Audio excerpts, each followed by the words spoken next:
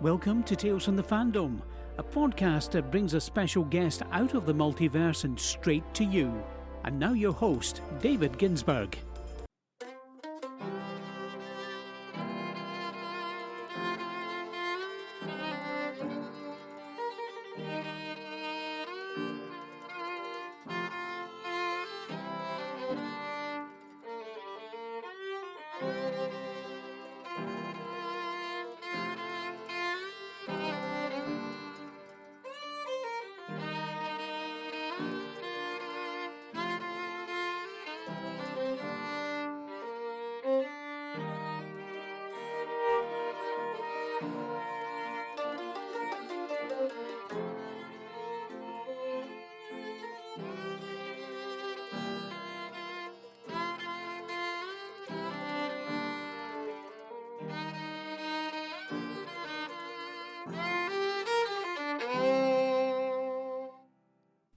Hey everybody, welcome to a special episode of Tales from the Fandom, where Ellie and Zenger from the Zeng This Podcast and I talk about 15 years of Joss Whedon's TV series, Firefly. From the story to the characters and everything in between, we pretty much cover it all as far as this TV series goes. We cover its impact on pop culture today, to its legacy of being a show that lasted for just one season, but since that one season, it has made its impact on the pop culture of today, and its influences are felt even now with shows or movies, comic books, and so much more. It's hard to believe that it's been 15 years already with just the one season, 14 episodes, and the one movie that we had. But we've gotten so much out of it as fans, and I hope, for one, that you enjoy this episode. I wanted to give a special thanks to the person who provided the introduction music today, Livy Amoroso. You can check out her YouTube page or Facebook page to find other covers that she has done. So thank you to her. And I hope you enjoy this episode as we go back to the verse. Stay shiny, everybody. And welcome to a special edition of Tales from the Fandom. Today we are celebrating the 15th anniversary of Joss Whedon's Firefly TV series. I can't believe it's been 15 years that we had one incredibly short, messed up, Fox airing the wrong episodes out of order season and having to wait for the DVD box set to even see some of these episodes. And I am happy to celebrate it with some of my closest podcast friends, the crew from Zeng This, Zenger and Ellie. Welcome back to the podcast, guys. I think this is round 3 for you? Yeah, it is. This would be the third one for us. We're so excited to be back, and I can't wait to talk about Firefly, so... I am psyched. I've been looking for people, and I had, there's always people that are like, oh yeah, I love Firefly, and I just had to get somebody on, and you guys just lined up perfectly, and so thank you so much for going on this this trip around the verse with us. Yes, it is our pleasure. All right, so I guess the first question is, and it's always the most interesting, is how did you find Firefly? Did you watch it when it was on Fox? Did you watch it later, like on DVD? Like, how did you come across Firefly? Well, me personally, I watched it every week as it aired. So I watched it on Fox. I remember back then, I mean, nowadays there's so many choices for people that like sci-fi and fantasy and space stuff. I mean, there's just so many options for you. But back then, it was very few and far between. So I remember when I first saw the trailers for this, I was so excited. The cast looked really cool. I thought it was a great group. And of course, I mean, I'm absolutely in love with pretty much anything that Joss Whedon does. So, a new Joss Whedon show, it was right up my alley. So I definitely watched it from the beginning on Fox. Okay. What about you, Zenger? Did you catch it when it's on Fox? I feel I might have stumbled across an episode, but I was a lot younger, so it wasn't something I really retained back then. Mm-hmm. Didn't Sci-Fi do an airing of it? Has aired it kind of as a complete series every now and then too? Because I feel like they did, and I think most recently, like the Space Channel had put it up for a while. Because I feel I vaguely caught it on there, but I never really like watched it. And then one day, roughly I'd say about 8 years ago, I was sitting around at work, and one of my coworkers would not keep her mouth shut about this show and was just jaw-dropped at the fact that I'd never seen it and would not stop talking about it. So she was relentless. Yes, she was. So when I was going to go, I had recently bought a laptop and I had to go back to Best Buy. And mind you, this was when Best Buys were not as numerous as they are now. So I had to go about 2 hours out of the way to go get it. And when I was there, they're like, oh, we need to do some updates to it. It shouldn't take too long. And I proceeded to have to sit there 3 hours in that Best Buy and happened to walk by and notice, hey, they got this show that coworker will not stop talking about for $10 on sale for the entire series. Hey, you can't beat that. So I decided to pick it up and watched it, and I enjoyed it. Yeah. And I also then watched Serenity later, but... Right. And I saw Serenity in the theater, of course. Yeah. I was one of those that was waiting, ready to go, did a midnight launch and all that good stuff. Awesome. Yeah, I didn't watch it when it was airing on Fox, and I think it was because before they had started the season, you had heard already that they were going to air it out of order. Yes. And I was like, why would I bother watching it out of order? What's the point in that? And it is frustrating. And I skipped over it. I probably held off for at least a year or so, and then I acquired it through a means of, getting it online through unsavory means, and that was my introduction. But I do own at least one copy now, and I've probably purchased 3 or 4 throughout it being on DVD because it's so cheap, and it's the easiest way for me to get people to watch it is be like, here, have a DVD set and watch one of the best shows ever. And it is on Hulu now, so... Okay, because I know it was on Netflix, but then I think all the Joss Whedon shows are off Netflix at this point. Yeah, you have to find them on Hulu now. I think we own 3 we own 2 DVD copies because we had yours and mine. And we have Blu-ray. And then I bought you a Blu-ray copy of it. Sorry, I was just going through. I'm like, I know we own a few because it's like I'll randomly stumble across one of the DVD ones every now and then.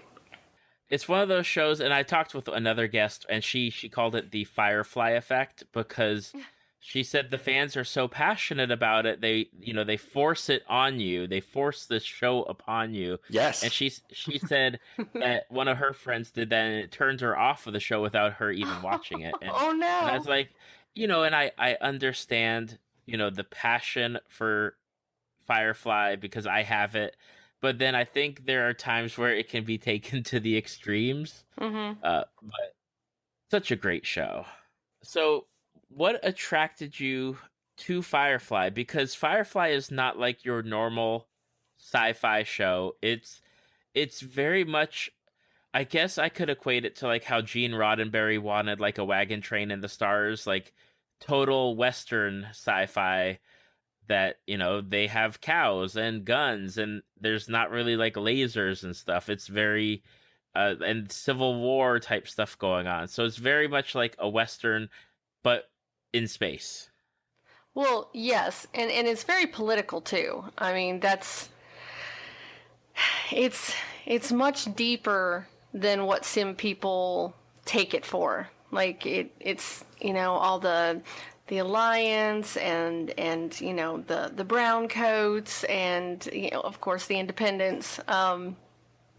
It's got so many other the social structures with the people that had to go to these outer rim planets to try to get away from the Alliance, but then they have freedom, but they're suffering with with hardly ever getting medicine and, good jobs and food. So I love that it's so much deeper than just a cheesy sci-fi show. What's the quote that they say at the beginning of some of the shows is it's like a gun will get you work, a ship will... it's like a gun will get you work. No, a ship will get you work. A gun will help you protect your work. I don't know. It's just something that's very a Western-y thing. I know I'm butchering that, by the way. Sorry, everybody. But I know what you're saying because they changed it out. Like sometimes Mal says it and sometimes the book says it. They have different people say different little things at the beginning, and that was always cool to have the different kind of people saying very similar lines, but there's the different reads from the different people, how they perceived the word. It's the same words being read, but it's a different inflection on them, which was neat per episode. Right.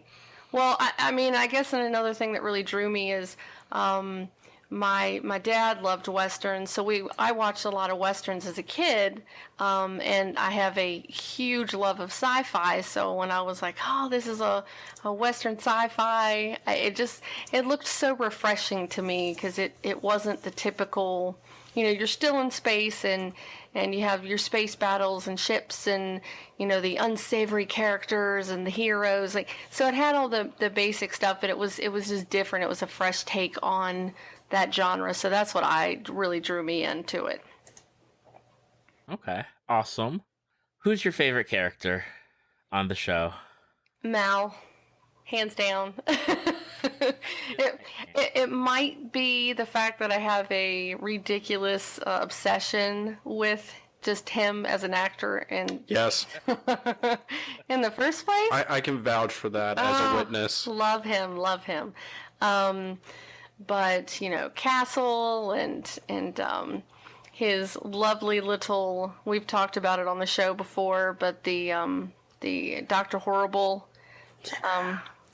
Show that movie that he did, and so I like him a lot. But his character is so interesting because he has so many layers. Because he obviously comes across initially as this very strong man that is got a hard exterior, and he doesn't let anybody in, and just that stereotypical thing. But the more you see him and the more episodes you watch, he is so protective of his group and so caring, and he's just an awesome guy, and you can tell that anybody that's close to him for a certain amount of time just grows to respect and love him. So I think he's a great character. What about you, Zenger? Who's your favorite? I'm gonna kind of go with Wash. Okay, I was thinking you were gonna do Wash or Jane. It was a toss-up between the two of them, to be honest. They both have that nice bit of comic relief that you sort of need with the show where it gets really heavy at times.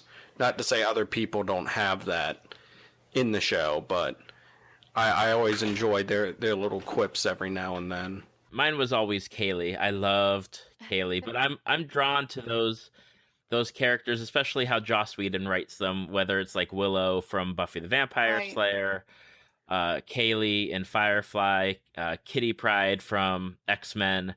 It's always those characters, those side characters, but they just, I don't know, there's always just something that draws me to them, and Kaylee just has that innocence about her, but I just love how they portrayed her, and in one of those later episodes, they show how everyone joined the crew, essentially, and how Kaylee was brought on. I just love that story and her little arc that she had with Simon. And I assume we're not going to go into detail about how we initially meet her. It's a little spicy. Yeah, that'll be left off. You guys can watch the show. Oh yeah. There's always so many, and there's not a character that I do not like. I like all the characters.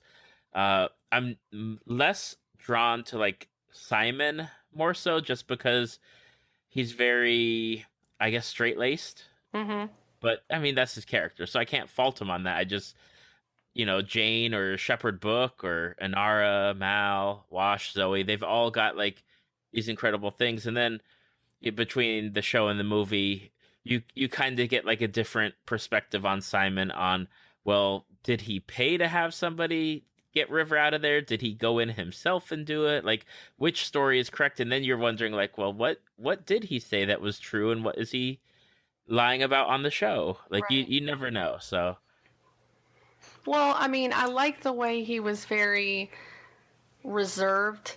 Like, I thought that was well portrayed for him because he was so used to always, being freaked out and running and, infiltrating the Alliance where camp that she was in. So I like the way they progress him because he does seem to get warmer throughout the series. He's still reserved, but you can definitely see him progress as a character. So I do like that part of it. But you're right. He isn't usually one of the first ones that I talk about if I'm talking about the show. By the way, I found the line. It was going to bother me, and I'm like, I'm going to find this. This is going to bother me if I get this wrong. I never correct myself. It is, a ship would bring you work. A gun would help you keep it. A captain's goal was simple. Find a crew, find a job, keep flying. Yes. Perfect. Sorry, I was like, this is going to bother me to no end if I don't correct myself in this episode. That is super shiny. There you go. I know how that is. Like, you see somebody and you're like, wait a minute. I know I've seen them from somewhere else, and I've got to check it out. Yeah, I get that. Now, the show did not have many episodes. In fact, there's only 14 total, Correct. which is very sad. Ellie, do you have a favorite of the 14? Is there one that is like the iconic like Firefly episode that you just, anytime you want to watch Firefly, you can just put that episode in and be like, I can get my Firefly in 1 hour or 42 minutes or so. Right. Gosh. I thought about this a lot. It is hard for me. Because I do like so many of them. I kind of like the heist where they, you see, oh gosh, I'm forgetting her name. I feel terrible. Where he married her. Oh, the Mrs. Reynolds. Yes, but not Mrs. Reynolds. The Stafford. episode they see her the second time. Okay, yeah, that would be Trash, Okay. where they steal the antique weapon. Yes, it was one of those where I definitely fooled me. I didn't see the double, triple cross, whatever you want to call it. Like, I didn't see that coming, and it was neat to see Inara, like, enjoy kind of being part of the whole gang because she doesn't normally participate in the heists and stuff. Right. So it was kind of neat to see her kind of get involved with it and just the whole team coming together. I don't know. I don't know. Something about that episode I do really like, but I'm not going to complain about the non-clothed captain sitting there. That on the list of shows that I'm looking at right now, the list of the episodes, that screen capture is the thing that they use to point out, like, this is the episode for Trash, is naked Nathan Fillion. Yes. But it was really good. Another one that kind of stands out to me is the one where their war buddy is shipped to them dead. Well, you think he's dead, and that whole journey where they do the flashbacks, and it was pretty touching, especially in the end of the episode. I don't know if we're trying to spoil stuff from the episodes and stuff, but that particular episode, I don't know if you remember it, Zenger. It was really the way they did the tape recording of he recorded it, and it was initially supposed to trick them and kind of to mislead them into thinking something else, and then you end up using it at the end, and it actually means something completely different. So I thought that was pretty good. Whirlwind of emotions, that episode. Mm-hmm. And I think that isn't that the episode where Jane gets his hat? Yes, it is. Oh, Yes. yeah. He gets it from his mom. Yeah, so. Wait, And if I have one of those hats. They've come in Loot Crate, so. Yeah, if there's one thing that we should have gotten like a season 2 is meeting Jane's mom. Yeah. That would have been something. I would definitely enjoy that. What about you, Zenger? You got a favorite? I do, and I'm going to point this out now, and I should have pointed out earlier. I'm kind of along for the ride. I enjoy Firefly. Ellie is definitely trumps me in this one, hands down, in pure knowledge and fandom of this. Like I said, I do enjoy it, but she definitely trounces me on multiple levels for this show. So if there's certain references and stuff, I'm trying to remember certain things, but I've seen it probably twice through, where I'm sure she's seen it twice through within a year, every year. So Right. But I got something on that in a second. My favorite one would be the Janestown. That is a good one. The one where it's Yes. they have to go to a town and they're like worshiping Jane as like this hero because he messed something up. He kind of screwed something up, didn't he? And Yes. So he was trying to do a heist, and him and another person was in some sort of ship or something, and they had to drop weight. Yeah. Because it was going to crash. Yeah. So he decides to drop the guy, and then ends up being that the money was on the guy. It comes out of the ship and it goes all over, and they think that he gave Robin Hood, like the Robin Hood effect, and he gave all the money to the poor. And all I that. enjoy it because there's that statue to him and everything. Oh my gosh, yes, and that has a very emotional moment in that one too. So.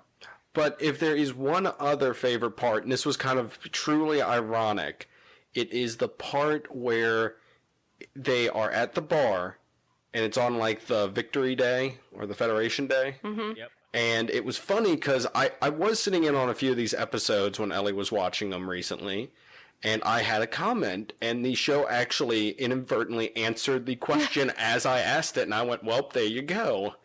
I had asked him, like, didn't Jane fight? Or didn't he, which side was he on? And then it cuts to him, and he goes, I didn't fight no war. And I'm like, the show is answered. I asked, and the world responded. Well, and that's perfect, because that's Jane. Yeah. I mean, whatever. Even though he got into the fight later, because he is taking on 3 or 4 people at one time later in that same scene.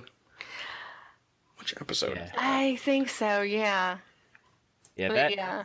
That's a good one. I love Janestown, and I have to admit, like, years ago, I used to know the whole song and would sing it just whenever.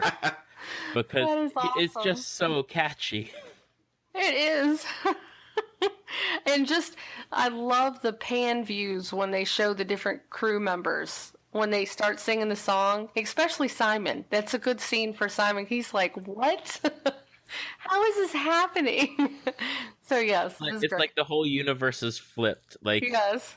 where Jane is the good guy and everyone else is just what is going on here? My favorite is Out of Gas, the one where Serenity is like basically dead in the water, and Mal is trying to keep her afloat, and they get boarded, and he gets shot, and it's like his flashbacks of meeting the entire crew. Because I love character development, and that one right there was just like between finding Wash and Kaylee, and how Jane became a part of the crew, and perfection. Just I love that episode. And I don't think there's one episode that I just dislike. Every episode is good. There's never one where I'm like, I gotta make it through that one. Right. No, yeah. I definitely don't have any of those either. Ellie, do you know like any of the rumored storylines that they had been tossing around for season 2? No, I don't. I was kind of going to ask you to go over that. Okay, I can do that. There's a few of them that are kind of gross and nasty, so I'll kind of skim over them. Okay. Oh. And So, like, one of the ones is that Wash and Zoe were going to have a kid. Of course, this is before the movie, so... Right. But... Oh. So they were going... I know. That's sad. They're going to have a kid. The second one... and this was brought up. I think they did it for the 10th anniversary. They brought everybody back together to do like a reunion, like roundtable, and they revealed that Inara was going to be terminally ill. Oh, and God. Or had been the whole time? Had been the whole time. Like, that's why she decided to leave the companion house and go work on Serenity, and that's why she was part of the crew. And that I at some can point, see that, actually. at some point she was going to be like killed off, but that one was one. The other one with Inara, which is the one that really is like the one that gets people worked up a lot because it's so out there, is, do you remember that and it's in the first episode, there's a syringe that Inara pulls out in the first episode, and she's like, oh, this will help me, and it's not anything, like, I guess it would, like, you're led to believe that it would like kill her. Right, yeah. If the Reavers got to them, it would be a quick instant, so she wouldn't have to suffer. Right. This one, it's apparently the proposed episode would have been that she would have gotten kidnapped by Reavers. Everyone goes to rescue her, and at the end they get to the ship, and all the Reavers are dead because that magical syringe, whatever's inside of it, whoever is intimate with Inara dies afterwards. And just that whole thought of, wow, like, there's a ship full of Reavers, and you're obviously you make those connections of what happened, and it's like, that's wow, really like, dark. that is a dark thing. Yes. Wow. Let's see here. A few of the other ones is that they land on a planet where, like, the people on the planet are almost out of food. Like, it's a small, like, group of, I guess, 20 or 30, and they're almost out of food. So the crew, like, is helping them out with food and whatever. And then Mal catches them trying to steal Serenity, and now, like, there's not enough food for everybody, and there's like an ethical dilemma of, well, do we take them even though we don't have a lot of supplies, or do we leave them basically to die? Okay. So yeah, these are some dark episodes that they had proposed, and then there's one about that Alan Tudyk had proposed about, like, these dogs that they had gotten, like, some genetically engineered dogs that were chasing the crew back to the ship, and River, like, takes control of them telepathically and domesticates them. But just some I guess they only obey River on top of it, so you got that joke of, if she's not around, everyone's weary of them. Yeah. Yeah, okay. Some of the episodes were kind of out there, and I know that they had talked about, like, doing more with, like, the 2x2 Hands of Blue people and all the people that they eventually put into the movie. Mm-hmm. And if maybe Jubal, like, would come back at some point. And I know one of the other ones was, and they did the comic version of it, is where they reveal Shepherd Book's backstory. Yes, yeah, and I wanted to talk about the comic some too. Yes, well, let's get there. There's no better time than the present. Okay, well, I just wanted to let your listeners know that if they're not aware, of course there's the series and then there is the movie, but there's actually several comic book series. A couple of them are like 3 issues. There's a couple that are 6 issues, some single shots, but they kind of delve more into some other storylines that definitely should be checked out. There's a couple I don't have. They did one that was like a free comic book day comic, but they ended up doing that one you can get that with the current edition of another series. So that's nice. You can still get it even if you missed it for free comic book day. But there's one called Downtime, which is basically, and I'm not going to go into all the details because I don't want to spoil anything, but downtime is kind of equivalent to an episode. The crew gets stranded on like an icy planet in the middle of a storm. Okay. And, things happen and they have to figure out what to do. And so it's a nice little quick, hey, if you want another episode, read Downtime. So it's cool. It's Never Easy is a really good one. Kind of what you mentioned earlier about Zoe and Wash having a baby. It's Never Easy actually is in the current edition of Leaves on the Wind, but it's about Zoe's pregnancy. Mm-hmm. So you have that one. Warrior in the Wind was really cool. I loved that one. It was basically, takes place after the movie. And River is playing with Zoe and their daughter and Zoe's daughter. And she is telling her a bedtime story, and it's a bedtime story that's kind of like a telling of how all the characters were met, but in like a more fantasy type way. Okay, that's cool. Yeah, it's a cute little story. So I do like that one. Like I said, that one's a really short one. Like you said, for book, there's The Shepherd's Tale. And that one actually starts from the attack in the movie that leads to his unfortunate demise. But then it goes to flashbacks and his life of crime, to him being a spy, to, how he ends up becoming a shepherd in the first place. So it's really some great information and backstory information for book. So that one's The Shepherd's Tale. And then there was a one-shot called Float Out for Wash. And it's basically, that one was really, I would have loved to seen this one in an episode. So this one was great because it was 3 of Wash's old friends got together and bought a Firefly class ship and wanted to do it in honor of Wash, and they actually called it Jet Wash, which I thought was awesome. And that particular comic book is where they revealed that Zoe was pregnant with Wash's daughter. Okay. It's at the end of it's like the final page. And then those Left Behind in Better Days are probably the most popular ones. Mm-hmm. Those were both 3 issues each. And they were kind of a tie-in between the series and the movie. Those are pretty good too. So there's a lot of great series out there to kind of continue.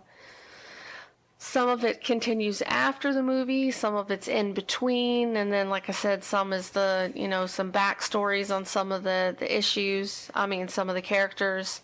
The most recent one that they did was No Power in the Verse, and that one was supposed to be, I think it was over a year after Leaves on the Wind. So they do have a couple that were after the movie to kind of continue the storyline, which is common for Joss Whedon because he's done that with Buffy and with Firefly, with Buffy and Angel. He's continued the seasons on in comic book form. So I do enjoy that a lot. And I kind of wanted to, when we talk about something else later, I kind of wanted to piggyback that with the, revival and would we want another season and all that. Mm-hmm. I did want to say that, when they announced the Shepherd's Tale, I think that's what it's called, with the Shepherd book character. Right. I was really excited because Ron Glass, who was the actor for Shepherd book, actually provided a lot of input into the creation of the story. Mm-hmm. And I really like that because I like when the actors actually take ownership of their characters and develop things. Like, I know there was a interview with Adam Baldwin or Jewel State, how they were trying to build a brother-sister relationship between Kaylee and Jane, and they tried to do that through like nonverbal cues. Like, Jane is very upset about like Kaylee being shot, and he's looking at her in the first episode through the glass, and he's bending over, and he's trying to show that worry. And they said that they tried to do a lot of that through the nonverbal stuff. But I like when they just take ownership of their characters, and they're like, you know what, I'm not going to be like, you know how Shatner was always like, oh, you know, Kirk, you know, I'm not Kirk, Star Trek, whatever. But I like how they always like have those characters near and dear to their hearts. And, you know, I was thinking as we were talking, because there's another series that started kind of at the same time, but happened a few years later, which was Battlestar Galactica in 2005. And one of the topics that I had for it is, was Firefly wrong timing as far as when it came out? Because, you know, Battlestar Galactica obviously was a reboot of the series. It took place 3 years after Firefly was over, and obviously was one of those like big series, but you get the people that are like, oh, but it's Battlestar Galactica, I'm going to watch. And then nowadays I'm like, look at all these shows that are doing phenomenally well. I really wish Firefly was coming out at this point.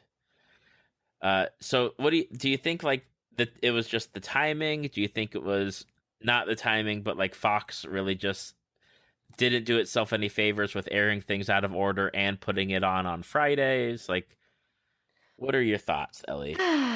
Well, yes. Let's start with the channel it was aired on.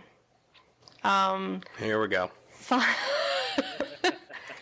Fox is notorious for having off-the-wall shows. I mean, and nowadays they seem to have gotten a little bit better, but it's still, they have a lot of shows that just kind of really good potential, but they're not done properly. And do you want to call a show right now whether it's canceled or not? Because I got one that's right up that same alley that could go either way. All right, which one are you thinking? Orville. Oh God, I know. See, and that looks like it could really be good too. That's what. Yeah. But you know what might save that is all the fans of Family Guy. I'm just saying. Another thing, I'm sorry to derail this, by the way, for a second. Another thing that might save that is you have a Star Trek coming out. That is a series coming out, so it would be a good play off of each other, even though they're on separate networks, to have something that sort of is here's your serious space drama, here's your joking space drama. Well, I mean, I love Galaxy Quest, and that's what it makes me think of, is a Galaxy Quest show, so I'm on board for it. I hope it does well, but yeah, going back to Firefly is... I think it was too high concept for its time, See, to an extent. But it wasn't the right network. Fox, you think so? No, Fox never would have made that successful. Like, kind of like what you said, it was... If you take most shows that are on Fox, they're either cartoons... They have a lot of cartoons, or animated series, excuse me, not necessarily cartoons, more for adults. But they have a lot of just don't take themselves seriously kind of shows. Yeah.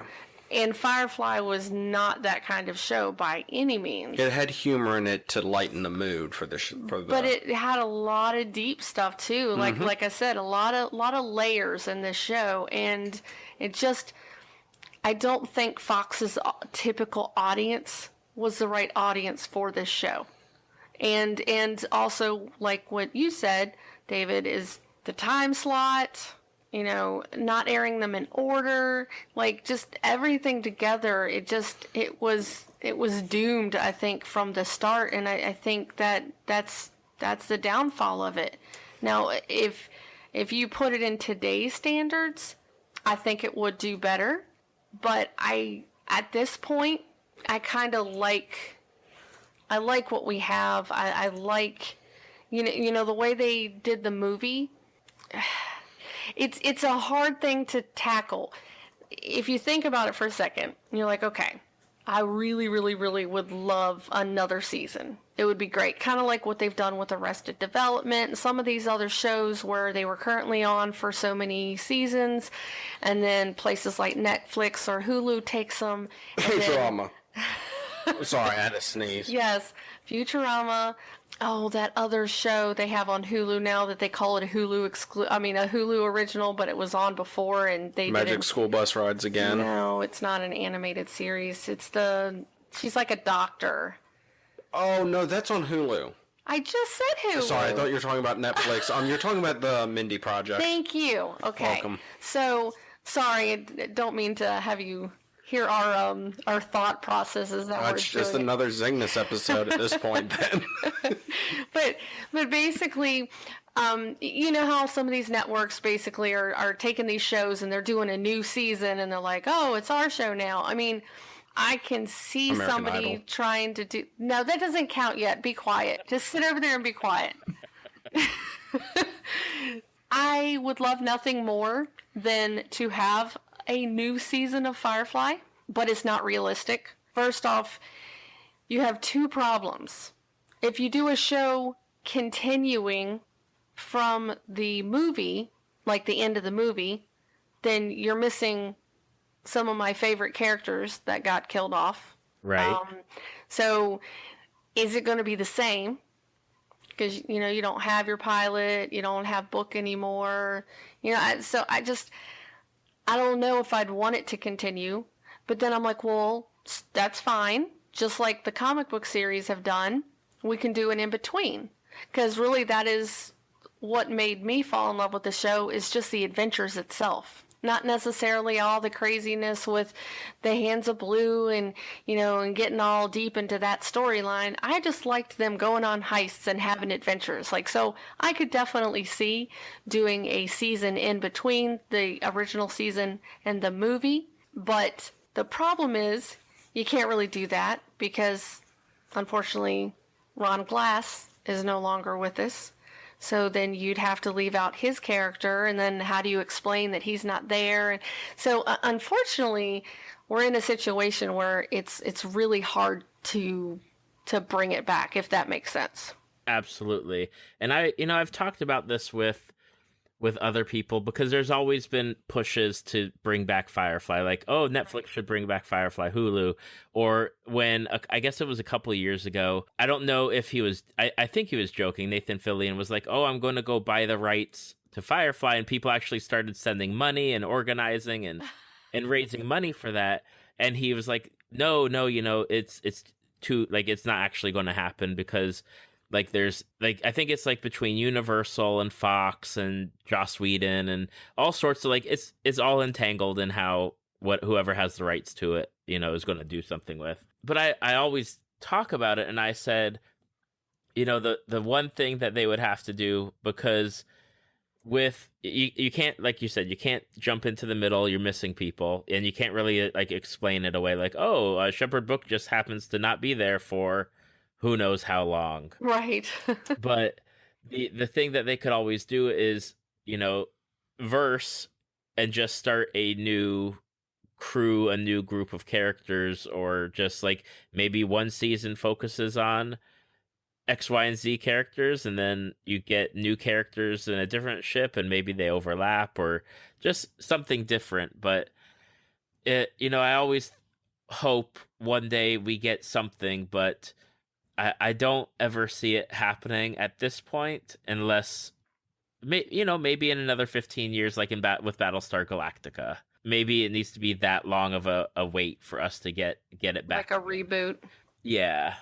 Because then it's all, it's always the case. Same thing with Star Wars. You wonder, I used to wonder how long until they start remaking Star Wars or remaking Indiana Jones. And, at this point we're getting new movies and not remakes. But I know at some point, when I'm 70, maybe there'll be reboots. I don't know. And I'll be like, this was much better back when I was a kid or whatever. Right.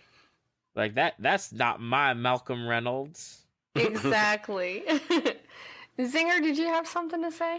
I was going to say that, I kind of, it's one of those things, you got to play the what if game of what if it did continue? Would it have its fans?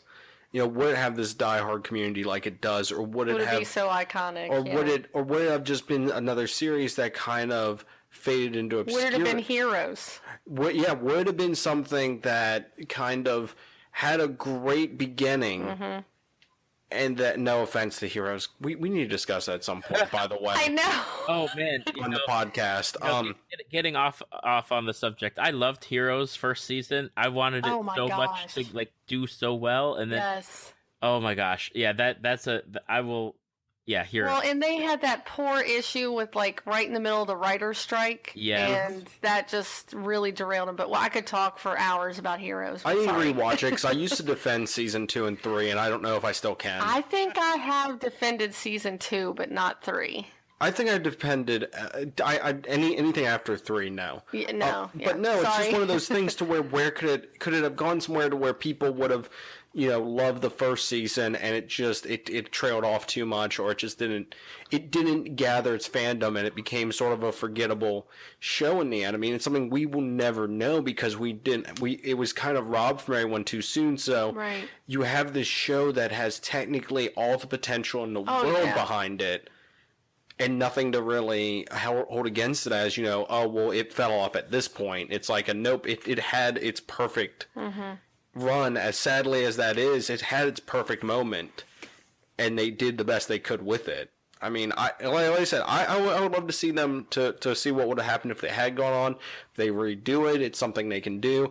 And in the comic book world, since we can reference that, if you really want to just say the events of the movie never happened, you can do that, technically. If you really wanted to just start the series up again and then just kind of have something where it's like, this is picking up before the movie, or this is picking up after the movie, but the events of the movie did not transpire the way that they were shown. Like, just retcon it somehow to where you can have everyone back. To an extent, of course. Right. In comic book world, yes. It's in live action, you could do it too. I mean, why not? If it's being inspired by a comic book, yes. I'm just saying. I mean... If you fans really want it back that bad, I think you'll take what you can get. And that's my deepest dig I'm going to do today. No, I disagree. If you're a true fan of a series, you don't want it to be crap. Like you want to be I'm saying this, but I'm sure that there's several things you could throw at me that I would be like, okay, point made. Okay. Well, I'm just saying I would love to see more live action Firefly stuff, but I'm happy with what I have. I can be happy with new comic books coming out and that kind of thing.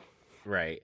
And the thing that I like with the way that they do their comics is it's not a deluge of like every month. I like that they actually just you get like a 3-issue run and then you're good for like a year, and then it keeps you wanting more. Absolutely. Now, Ellie, I did have a question for you before we dive into something else, because they've done a few different role-playing games, like tabletop role-playing games for Firefly. Yes. Did you know, when you were watching the show, that it all takes place in one solar system? Oh, wow. No, I know.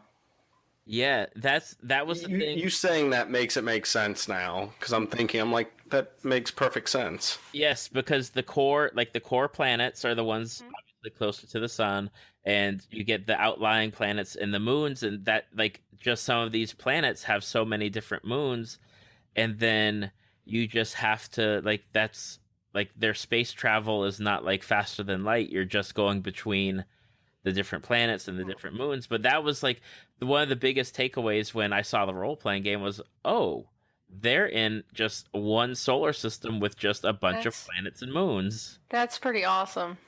Interesting. Yeah, that is really cool. See, I have never had the pleasure of playing the role-playing version of it.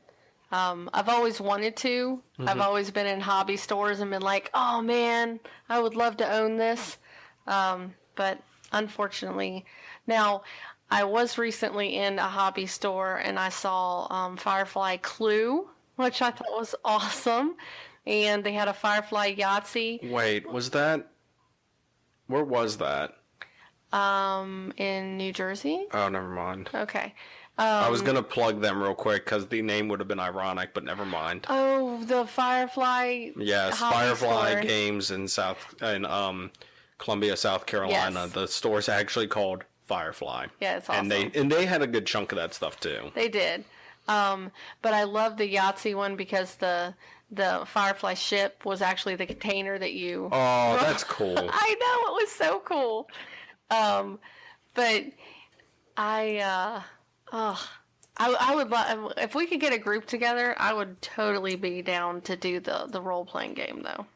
Yeah, that's one of the games, like, I've played, Dungeons and Dragons and Star Wars and Vampire and Werewolf and all sorts of stuff, but Firefly is one of those where I've wanted to, but you have to get the people that are interested in Firefly, and sometimes it's just there's not that many people at this point. It's like, come on, it'll be like a heist game or something. We'll just do heists. Yeah, you have to have them interested in Firefly and role-playing game. Yes. So sometimes that's hard to do. I agree with you. Well, we have 3 right here, so.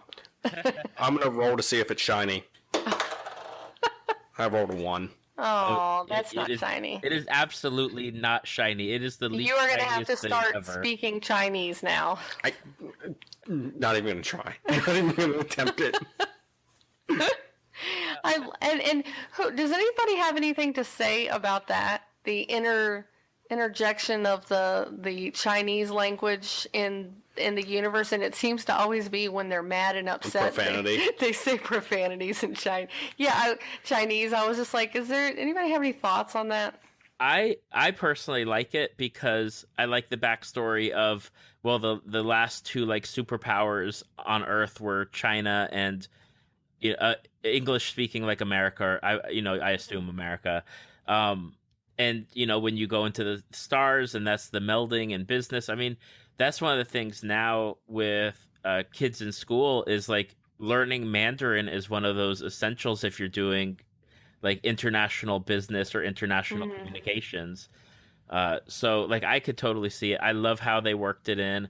It's interesting that they did use it more for like the profanity and cursing. Yeah. But yeah, I loved it. I loved like that whole combination of it.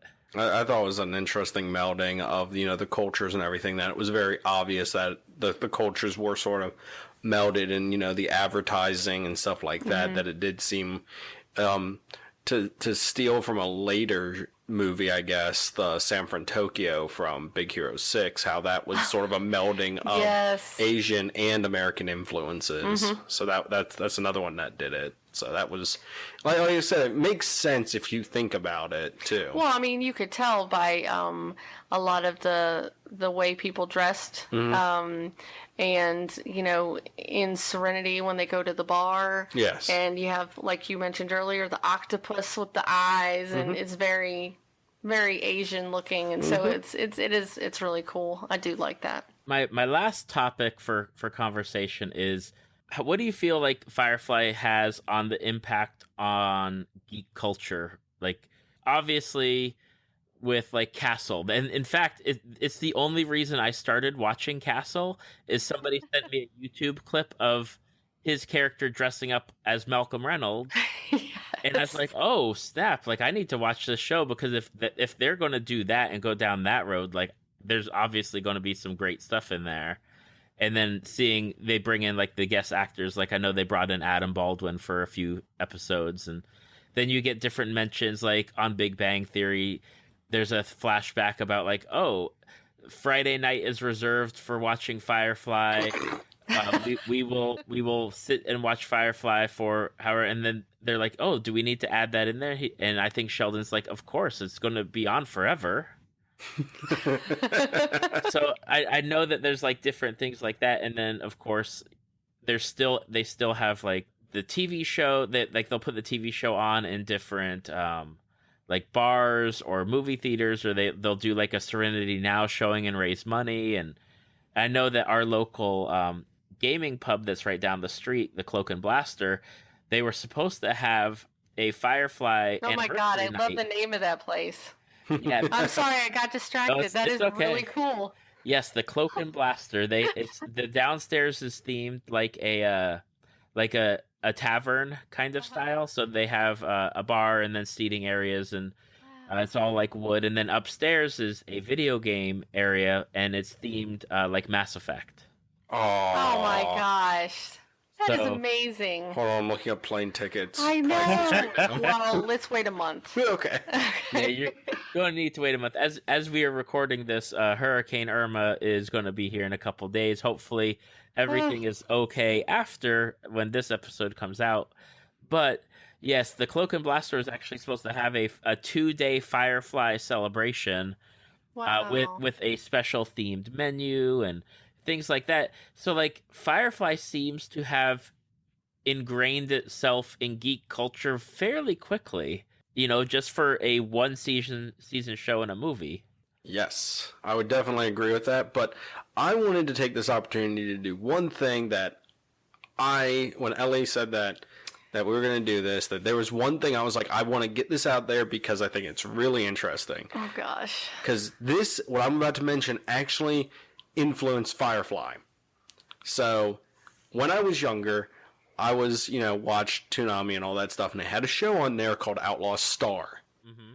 I actually really enjoy that show, and it is, in my opinion, it's obscure for obscure animes. Like, it's one that's very obscure in my opinion. But there was a scene in it where they unlock this, like, suitcase. It's a big suitcase, and it opens up, and there is a naked female in there, and it is framed exactly the same as Firefly, and Firefly came out after that. That scene is, if you watch those scenes side by side, they're identical to each other. I have seen it. You're right. Mm-hmm. Yeah. Now, this show's kind of a space western-y, pirates, all that fun stuff too, but it was just one of those things that when I saw that, and I'm like, watching Firefly, and I saw that, I'm like, why does that look familiar for some reason? And then years later, when I finally found Outlaw Star on DVD and was watching it, I'm like, there it is. So that's just my little something that influenced Firefly, but I'll let Ellie do this since she, as it's been shown, is more knowledgeable than I am. Oh no. On this topic. Oh, jabs. No, I mean, what else is there to say, honestly? It's inspired comic books and games of the various sorts. I mean, classics like Clue and Monopoly have Firefly versions. There's toys and clothes, and even Loot Crate has a bi-monthly subscription to where you can get your Firefly fix. Some really cool stuff. So it's just conventions. They have Firefly conventions that it's just Firefly stuff, just like they have, Doctor Who conventions and other things. But it's, Doctor Who has been around for how many years? Well, it was gone for how many years, too? Well, so but still, though, for the combined... there's hope. Current and old, so when it has its own conventions and it was only on for a season and a movie, it's just amazing how deep it is, the culture. So it's not just a group, a cult following. I feel like it's gone from cult following into more mainstream now. It is. Yeah. It is something that if you are a certain age and of a certain fandom, you know of this. And I also believe that this is the wound that will never heal. Yes. in nerd culture. Like, as we've established, there's jokes made constantly about it. There's stuff that's, Yes. referencing back to it and everything. It's something that I think is stuck with our culture. The Whedon curse. Yeah, and it's so funny because it's something like we were saying on Big Bang Theory. They made the joke of Friday nights are for Firefly viewing and everything, and it's one of those. I even made a wisecrack actually during that whole 2012 Mayan apocalypse thing. My last post during that during what was it, December 21st? I think my last post before midnight was, if the world ends tonight, the worst thing that's ever been done is Fox canceling Firefly. was my joke final tweet / comment on Facebook in case. So no, I mean it's just something that I think our culture, nerd culture is just gonna, it's that lost potential. I guess is the other thing. It's the greatest amount of what could have been. Right. Exactly. Yeah. I mean, and I'm a total dork for Firefly because I have Firefly in my gamer tags, and on my PSN I even have my you know, you can have a phrase. I have brown coats forever. So clearly, it's influenced me a lot.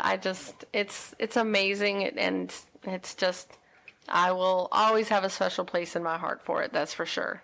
It's one of those things, and I was going to ask you, Zenger, about this because I remember it being on a Fox animated show, and I can't remember if it was Family Guy or if it was The Simpsons that did it, but wasn't there a show that ran through like every Fox? Family Guy. When Family Guy came back on the air from their cancellation, it was something to where the joke, oh my gosh, you put me on the spot. I honestly, this is sad. I'm going to be able to probably remember the joke, probably 90% accuracy here. It was Peter's like saying, hey, we got canceled by Fox, and they're like, oh, was there any hope for us being back on the air? He goes, well, if they cancel such good shows as, and he legitimately, I think it's 2 minutes solid of just every show that was canceled from the time Family Guy left the air to when they came back. Mm-hmm. And Firefly was in that list. Yeah, because it's Firefly, and there's a few other shows where I was like, I used to watch that show, and it lasted 4 or 5 episodes, and then, of course, Fox canceled it, and it's like, yeah, I remember that show, and that show, and that show, and that, okay, yep, okay, yep. Well, I not to get me started, because you don't want to get me started, but it's like, how does Fox cancel a show like Firefly, but Sleepy Hollow can be on for 4 seasons? Yeah. Like, this is the stuff that drives me crazy about Fox, is like, what are their execs doing? They're sitting around a table and going, we've got this great emotional show that has, political connections and deep storylines and comedy, but drama, just awesome. Let's cancel that. But let's keep this show about Sleepy Hollow that we're just trying to, make it like a supernatural, bringing in the devil and this person. And doesn't it involve the Horseman's actually one of the 4 horsemen of the apocalypse or something? Yes, it is. It's insane. I've watched it. So I was about to say, you're making these comments while you've watched it. Right. I have watched the first 2 seasons, but that's my point, though. It's like, I don't understand how a show like that can go 4 seasons and then, they cut Firefly. And they do it all the time. There's tons of shows that have lasted season after season. I might get some flack here, but like Prison Break. The whole premise of that show was to save his brother, break him out of prison, and then don't they end up like going back to prison? They break out again. Like they ended up making that show like, wasn't it 3? 4 or 5 seasons. Okay, yeah. So over 3. So that's my point. I'm just like, why? Who is deciding on these, like, what's good and what's not? That's what's frustrating. So I'll stop now. I'm sorry. Well, I'll just add in that, they canceled Angel, but then they, like, the next season is either the start of Vampire Diaries or they had that Moonlight vampire detective show that started. I'm like, you had a perfectly good vampire show with a huge following and you canceled it so you could start this show? Like, right. I think I have some backstory on the Angel thing. Oh, okay. I might not be 100% correct in this. This is seriously off the top of my head. I think they asked, to be renewed. They asked to be renewed early. Yep. Yes. Yep, okay, cool. I was right. Yeah. I was like, they asked way too soon. Their basic response was, you're canceled. Yeah, and it was because I think Joss had asked for the renewal early because he wanted to plot out the season going forward, because obviously for those who are listening to this episode, it's totally unrelated, but Angel season 5 had such a huge shift in the way that they're doing things from the previous 4 seasons. Mm-hmm. He wanted to just start laying more groundwork for another season, but yeah, and I think it is between asking early and I think he had wanted a little bit more money for each episode, but yeah, canceled. Yeah.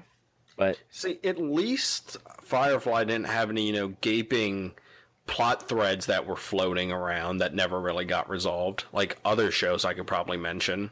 Well, the movie helped that, though. It did. There were some that you were like, what?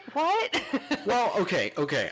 Tangent. I'm sorry. I will try to take a minute on this. Oh, jeez. Hold on. I'm waiting for the... Yes. All right. If you ever saw the show Surface, I did not see it on air. No. I was bored one day, found it on Netflix. I'm like, oh, this seems like an okay show. I watched the entire season. Do we need to say spoiler alert? No. There isn't a spoiler alert because the series ends with basically a huge flood happening, and there's all these plot lines, and I'm like, oh, cool. I wonder, what's going to happen. Where's the next season? Canceled. Well, maybe one day it'll be a Netflix original. No one's going to touch that show. No one is going to bring back Surface. Don't watch it. You will be sitting there angry as all get out because they answer nothing. Well, it's just like, I don't know if you guys ever caught it. This was back in 2005. And the only reason I remember it is because of Peter Dinklage. Is a show called Threshold, where it's like an alien invasion show. Mm-hmm. And it lasted a season, and that was it. But it is on CBS, so I can't blame Fox on that one. Okay, one show we can't blame. All right. But for those who are still here after for this, and we're wrapping up Firefly. They did announce that they're releasing a new box Firefly series with. I don't know if it's the same stuff that you have on the previous Blu-rays, but it's got like some extra collectible things in the box set, which for those, if you are interested, go definitely check it out. I know Amazon was actually having it on sale. And then I know that when Amazon did its Prime, like the Prime Day, they had this huge Firefly book. I've actually got it next to me. It can probably kill somebody. It's like Firefly A Celebration. It's this hardbound book, like probably 500 pages with like full uncut shooting scripts and photos and production art and all sorts of stuff. So there's lots of Firefly stuff if you guys want to go check it out. Or, if you're interested in the series, there's it's not cheap, or it's not expensive to buy the DVD box set at this point. Yeah, and the Blu-ray, I just looked it up. The 15th anniversary one is going to be clocking in at around list price, quote unquote, $30. Pre-order price guarantee, $20.59. Not bad at all. Not bad at all. And it comes with a map. Yes, I love maps.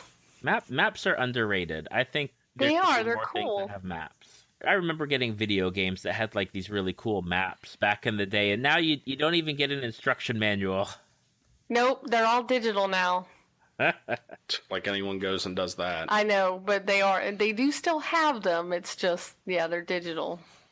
All right, well, Ellie and Zenger, thank you for coming on. Let's talk about Zeng This, because number one, Zeng This is like my Monday show whenever it comes out.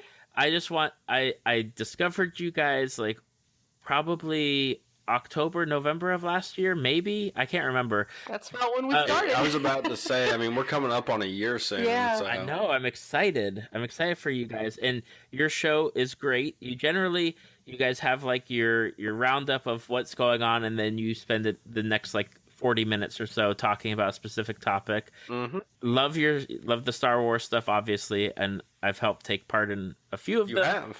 And yes. I love your show so much. It's my Monday show. If I can't fit it in on Mondays, like usually there's something going on and I can't listen to it. And then it's like, okay, I have to listen to it on Tuesday.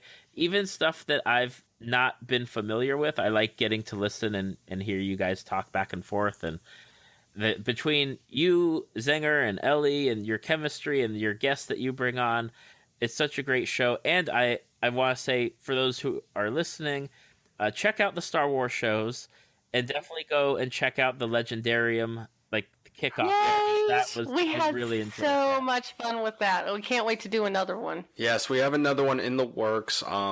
We've already spoiled that, so we can say it. Metal Gear will be the next one, and we have also, I guess you'll get an exclusive on here, and we probably will discuss on the podcast. We are going to open up the Legendarium to where we will do movies as well as comic books as well, to where we will bring those worlds into the Legendarium if it continues to be as popular as it is. Nothing is safe from the Legendarium. Because it's so much fun to do, and it just opens up Yes. just so many avenues of discussion, and it frees you from, if I want to talk about, Batman, I can talk about anything Batman, not Yeah. just the storyline. The world of Batman, exactly. Yes. So we're excited that got added to our repertoire. We, of Yes. course, have the Read This, which is where we pick out a comic book, normally a graphic novel, and discuss it, the themes of it, and try to not spoil it too much, per se. We usually have a spoiler section. But those are really fun to do. Star Wars is Our first. first in our Zeng This specials, and those we would be doing every month, but sadly we are coming to an end on that. But we have chosen a trilogy to do, followed by another series of movies, which we are not spoiling yet. I'm so excited. It's hard for me not to. But we wanted to do a trilogy to break up the... Yes, because the other series is long. Yes, the other series is another long one. Yes. So yes, we are excited to do that. Me more than him. But yeah, I mean, that's thing is, and we're going on the road soon. but we are going to be on the road for Mothman. We're going to be going to the Mothman Festival, which has a lot of pop culture and nerdy references that not a lot of people might know about. And did you know that Ghostbusters has like a 501st themselves? Yes, they Really? do. Yep. Yeah, we're going to be there. Oh, I know, I'm excited. but David, we cannot thank you enough for being a listener, for having us on, and for Yes. you did a better plug than I think we I ever know, could right? for our show.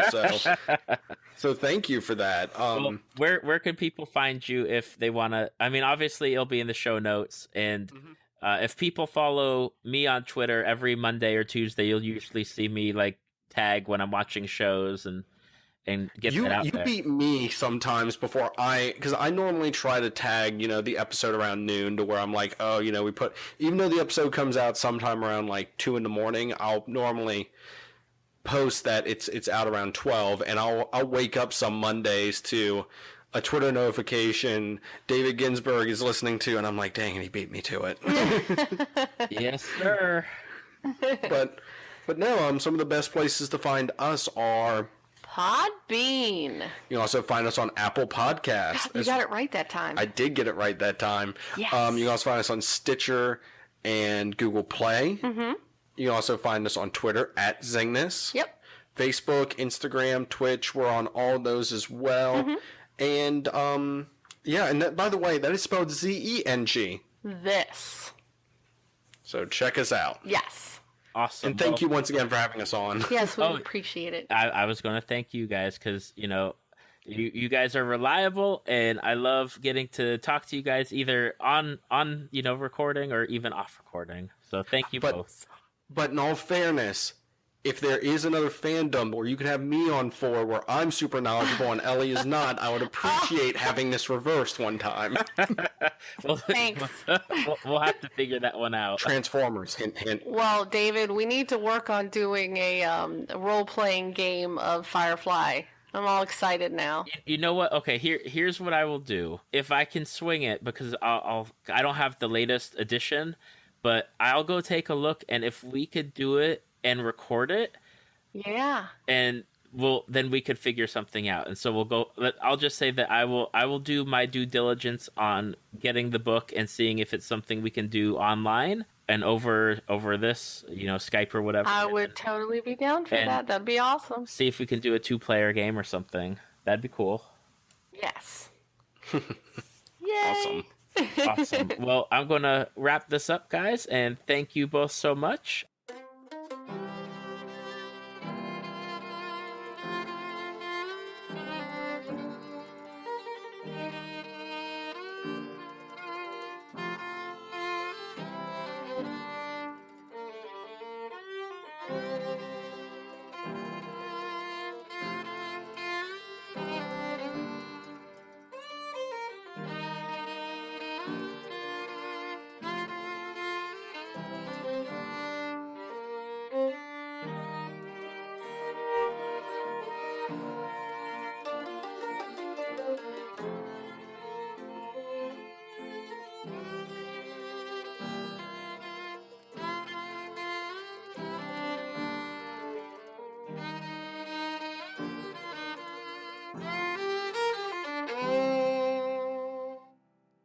Thank you for listening to Tales from the Fandom.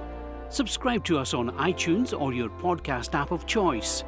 Follow us on Facebook at www.facebook.com/talesfromthefandom to see photos, links, leave feedback, and check out upcoming guests. If you'd like to be a guest, email David at talesfromthefandom@gmail.com.